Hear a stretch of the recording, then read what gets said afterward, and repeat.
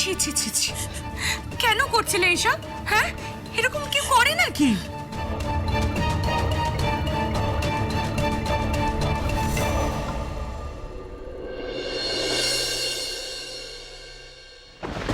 ছবি না আমাকে, একদম ছবি না।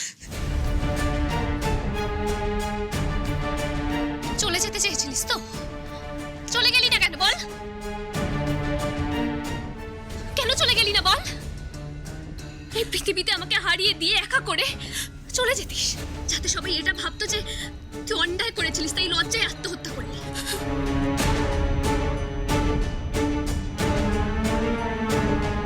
এই সব দোষ আমার উপর চাপিয়ে দিয়ে তুই চলে যেতিস মা? বল।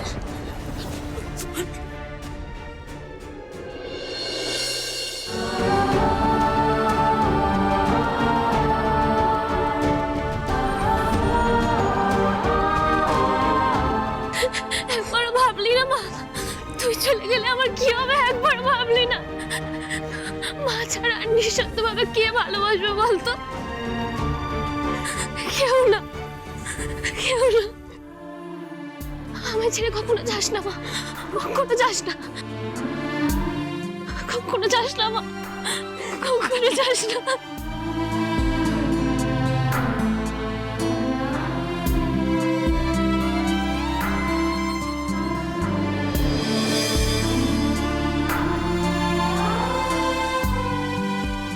তুমি জানো না সুচিত্রা দেই, হয়তো তুমি বিশ্বাস করবে না, আমি নির্মলকে বলেছিলাম, তুমি যদি মনে করো নির্মল এই বয়সে দাঁড়িয়েও তুমি রাধাকে গ্রহণ করতে পারো, সামাজিক স্বীকৃতি দিতে পারো, রাধাকে বিয়ে করতে পারো, আমার কোনো অসুবিধা নেই।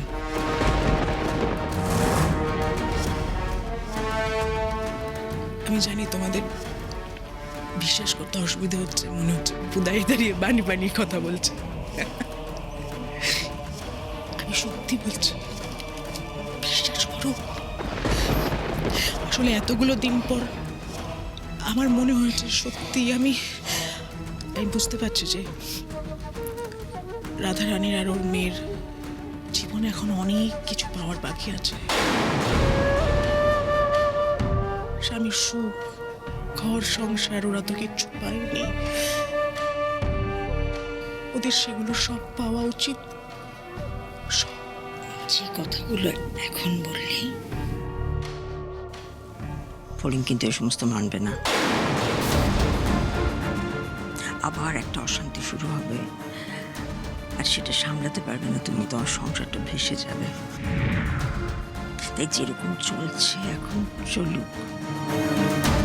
তুমি নির্মলদার সঙ্গে ওদের কি যোগাযোগ ছিল সেই সম্পর্কের উপর ভিত্তি করে ওদেরকে দেখো না।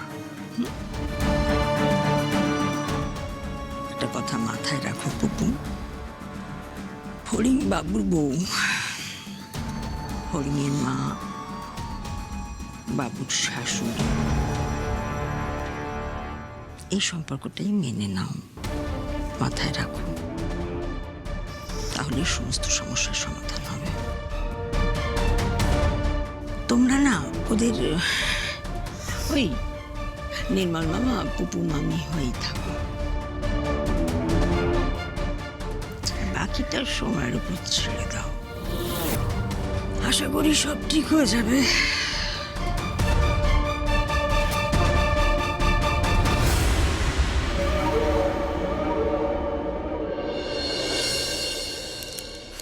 এই নাও ফড়িং, ওষুধটা খাও।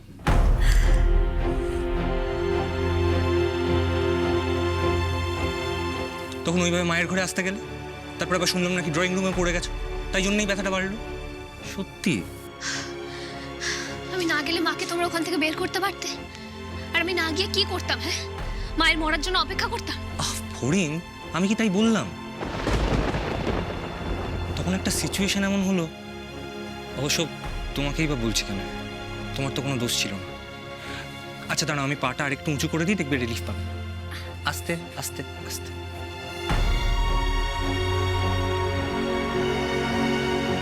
খুব ব্যথা করছে তাই না পরি? দাঁড়াও আমি একবার ডাক্তারকে ফোন করে জিজ্ঞেস করি। পরপর 2টো পেন কিলার খাওয়ালাম, তারপরেও কেন ব্যথা করছে? এটা তো হওয়ার কথা না। সবটা আমার জন্য হলো। আমি যদি তখন ওরকমটা না করতাম তাহলে ফড়িং দৌড়ঝাঁপও করতো না, আর পায়ে যন্ত্রণাটাও হতো না। কিন্তু মা, তুই আজকে যেটা করতে যাচ্ছিলিস না, সেটা করতে আমি যদি তোকে বাধা না নিতাম, এর থেকে আরো 1.5 গুণ বেশি কষ্ট হতো আমার। এর থেকে আরো অনেক বেশি কষ্ট হতো আমার বুকে। হে ঠাকুর, আমার মেয়েটার পায়ে আবার কি হলো নতুন করে? যারা জিমন্যাস্টিক করে তাদের কাছে তো পাটাই আসল। ওর যদি পাটা ঠিক না থাকে ও তাহলে কি করে খেলবে, আর কি করে বা ন্যাশনাল চ্যাম্পিয়নশিপে নাম দেবে? ভালো লাগছে না। অব্র তুমি এক কাজ করো না, তুমি একবার ডাক্তারকে একটা ফোন করে দেখো না। আরে বাবা, আমার ব্যথা ঠিক হয়ে যাবে, কেন চিন্তা করছো তোমরা? আমি একদম সেরে যাব। আসলে একটু বেশি হাঁটা চলা হয়ে গেছে তো, আর অনেকক্ষণ দাঁড়িয়েও ছিলাম, তাই হচ্ছে এটা। একটু রেস্ট নিলে ঠিক হয়ে যাবে, কোনো অসুবিধা হবে না, তোমরা তো চিন্তা করো না তো।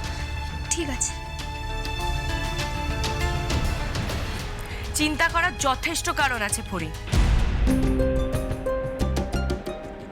তুই কেন বুঝতে পারছিস না বলতো? আরে বাবা, পায়ের অবস্থা এভাবে ভুলে গেলে হবে নাকি? তুই যদি এরকম লাফাস জাফাস কখনো ঠিক হবে? আরো বরং ক্ষতি হবে। এই বাবু, তুমি ডাক্তারকে ফোন করেছিলে? না না বড় বৌদি, এখনো করা হয়নি, এই করবো বলেই ভাবছি। তুই এখনো ভাবছিস?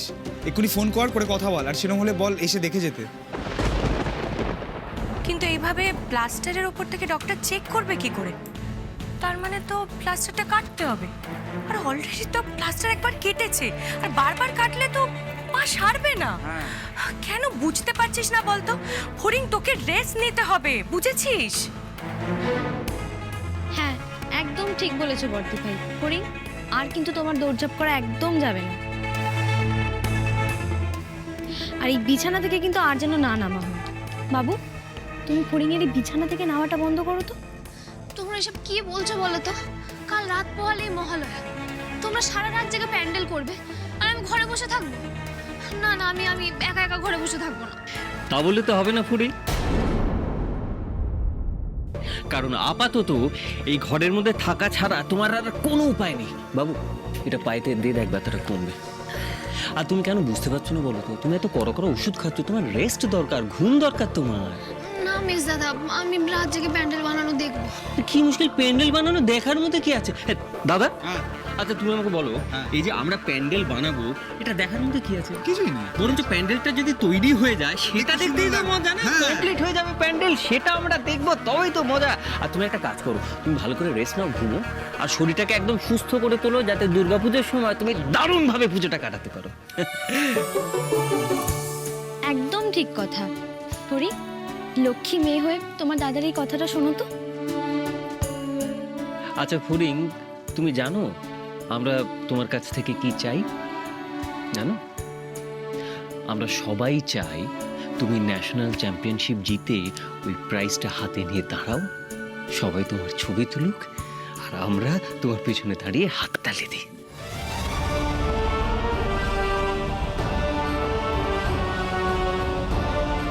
তুমি জানো সেটা? হ্যাঁ, এটা আমাদের স্বপ্ন, বাড়ির সবার স্বপ্ন, তোমার মায়েরও স্বপ্ন এটা ফুরিং। তুমি আমাদের এই সবার স্বপ্নটা পূরণ করবে না বলো তো? পূরণ করবে তো? আর পূরণ করতে গেলে তো তোমাকে সুস্থ হতে হবে, পাটা ঠিক করতে হবে। কোনটা বেশি ইম্পর্টেন্ট ফুরিং? প্যান্ডেল করা, ঠাকুর আনা, নাকি ন্যাশনাল চ্যাম্পিয়নশিপটা জেতা? এই বাবু, ওটা ভালো করে দে পায়, আরাম লাগবে, ব্যথাটা কমে যাবে, দেখো ঠিক কমে যাবে।